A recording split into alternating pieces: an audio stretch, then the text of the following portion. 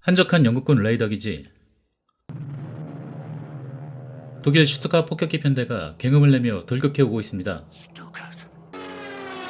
슈투트 편대는 레이더 기지에 폭탄을 투하합니다. 레이더 기지 아주 초토화가 되고 있습니다. 영국군 스피파이어가 출격합니다. 그리고 깽판을 치고 있는 슈투트 편대에 돌진합니다.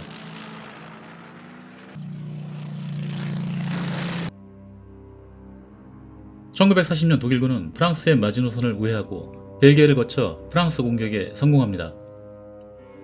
영국 프랑스 연합군은 계속되는 패배로 후퇴하다가 결국 덩케르크 해안 지역까지 몰리게 됩니다.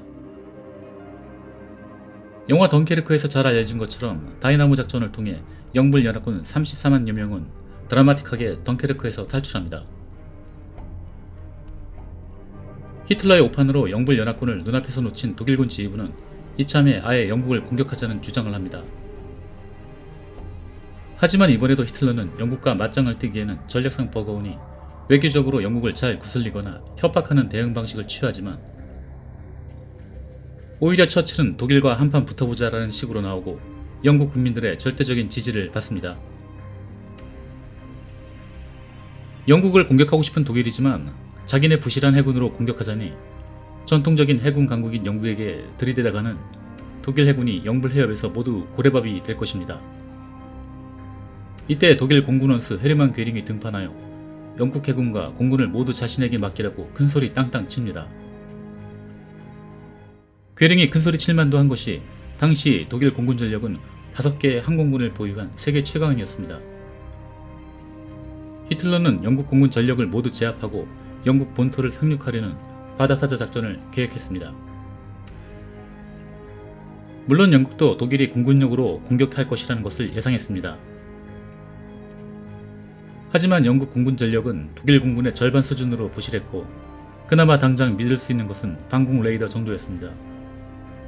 1940년 7월 독일 공군과 영국 공군의 영혼의 한판 승부가 시작됩니다. 영화 공군 대전략은 영국 본토 항공전에 관한 영화입니다.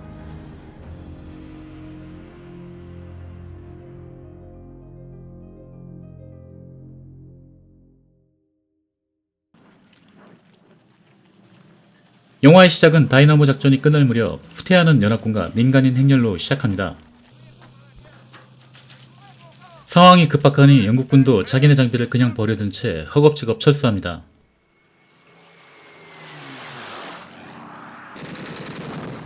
독일 폭격기는 버려진 영국군 주력기 호커 허리케인을 신나게 박살냅니다. 텅 빈 덩케르크 해안에 독일군은 무혈 입성합니다. 독일군 수뇌부는 영국을 당장 공격하고 싶어 하지만 히틀러는 외교적으로 해결해 보자고 합니다. 독일 리히터 남작은 데이비 켈리 영국 대사에게 설득 반, 협박 반으로 영국을 포섭해 보려 하지만 실패하고 삐쳐서 갑니다. 영국 공군기지. 드디어 영국군 주력기 스피파이어가 모습을 드러냅니다. 멋지지 않습니까? 전투기만 멋있네요. 착륙은 저 모양입니다.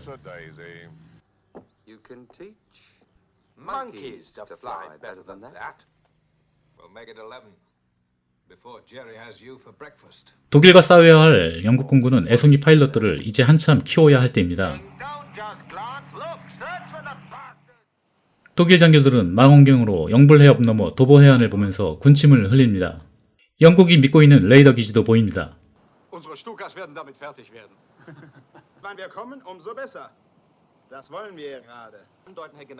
독일군들의 사기가 아주 그냥 기세등등합니다. 영국 공군 참모장 키스파크가 기지에 나타납니다. That's why you were sent here, to lick them. Must learn to get up from standby in 2 minutes flat if they're to intercept the enemy. Afford to lose them this way. 1940년 8월 13일 독수리의 날. Adlertag. Die totale Vernichtung der Royal Air Force.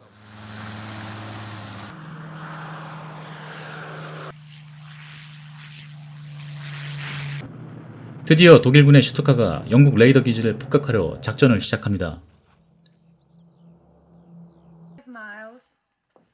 I'm afraid the raid is entering my ground race, Stanmore. 제리코의 나팔을 불어대며 레이더 기지를 폭격하지만 곧 영국군 스피파이어가 출격하고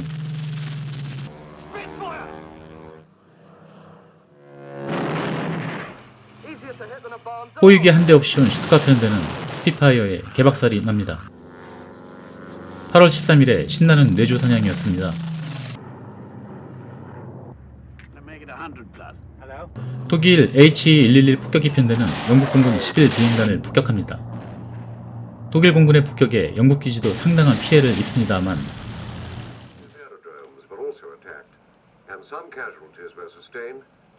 영국 뉴스 보도와 독일의 전적 보고는 사뭇 다릅니다. 300대나 격파했다고? 어느 쪽 말이 진실일까요? 묻지마 전적 보고에 고치된 독일 지휘부는 내일부터 공습을 늘리자고 합니다. 영국 북부를 공습하려고 H-111 폭격기들이 신나게 갑니다. 거리가 너무 멀어 지구력 딸리는 전투기의 호위도 하나 없습니다. 그래서 당연히도 영국 전투기에 또 먼지나게 털립니다.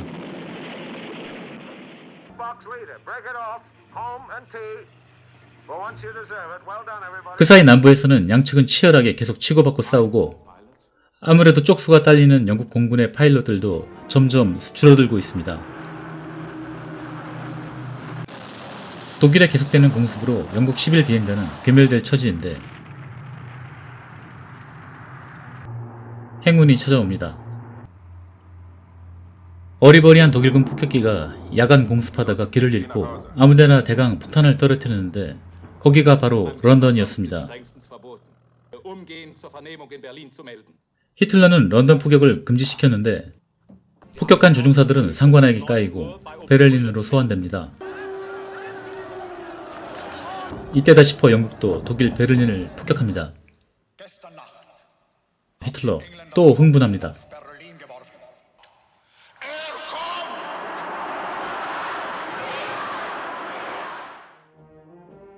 드디어 나타난 뚱땡이 괴링.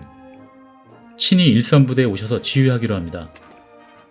항구에는 영국 본토 산림작전인 바다사자 작전을 위해 육군이 대기 중입니다. 9월 7일 독일 대규모 편대가 런던을 공습하러 갑니다. 그리고 합성티 팍팍 내며 런던을 폭격합니다. 런던이 박살나는 동안 영국 11비행단은 다시 공군력을 차분히 재정비하였습니다.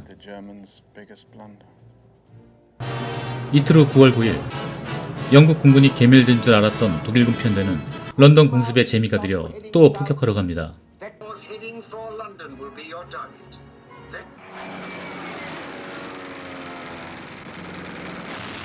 하지만 이번엔 재정비를 마친 영국 공군에게 제대로 털립니다.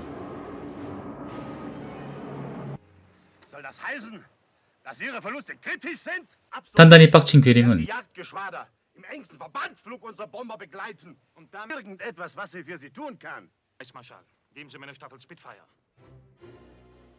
그리고 역사적인 9월 15일이 왔습니다. 이날이 바로 영국 본토 항공전의 날.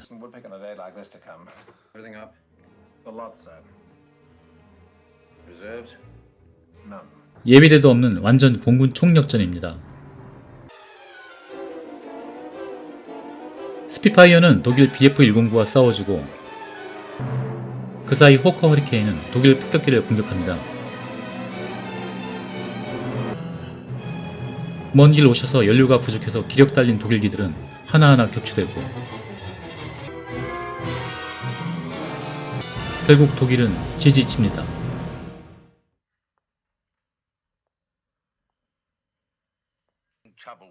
물론 전적 발표에는 논란의 여지가 있긴 했지만 중요한 건 독일이 바다사자 작전을 포기했다라는 것이죠. 영화는 다우닝 장군의 모습과 함께 처칠 연설의 에필로그를 마지막으로 끝을 맺습니다. 영화 공군 대전략은 1969년 제작된 007 시리즈로 잘 알려진 가이 해밀턴 감독의 영화로 영원한 햄릿 로렌스 올리비에, 사운드 오브 뮤직의 크리스토퍼 플러머, 배트맨의 집사 마이클 케인 등 당대 최고 배우들이 출연한 영화입니다. 영국 본토 항공전이 시작되기 직전의 상황부터 독일군의 첫 공습, 그리고 마지막 브리튼대의 공진전까지 거의 모든 상황을 다큐멘터리처럼 차분하게 이야기합니다. 이 영화에서는 실제로 사용된 기체였던 영국 공군의 호커 허리케인, 스피파이어, 독일 공군의 메서시미츠 BF-109, H-111 폭격기까지 운용이 가능했던 기체를 모두 동원하여 항덕후 분들이 상당히 좋아하는 영화 중 하나가 됐습니다. 독일의 추측동맹인 이탈리아도 영국 항공전에 참가했었는데 이때 그들이 갖고 온 기체는 이탈리아 해심의 역작이자 최강의 포격 전투기 CR-40이었습니다. 물론 CR도 안 먹혔습니다. 영화의 특수효과를 지금 본다면 합성필이 팍팍 나도록 조잡하게 보일 수 있겠지만 50년 전 당시로서는 상당히 완성도 있게 표현된 영화입니다. 마성의 BGM으로 TV에서 자주 듣는 론 구딘의 OST도 항공전 영화의 분위기를 한껏 살려주지만 영화는 망했습니다. 잘 만든 것 같은데 왜 망했는지는 모르겠습니다. 그래도 클래식 전쟁 영화로서 특히나 영국 본토 항공전을 소재로 한 영화로서는 충분히 가치가 있는 영화이고 지금 다시 본다면 옛날 배우들의 젊은 시절과 함께 2차 대전 공중전의 담백한 스펙타클을 느끼실 수 있으실 것입니다. 사족을 달자면 좀 더 현대적으로 연출되어 속도감 넘치는 본토 항공전을 보시고 싶으신 분은 2001년 개봉한 진주만을 추천드립니다. 더 흥미있는 소재로 찾아뵙겠습니다. 감사합니다.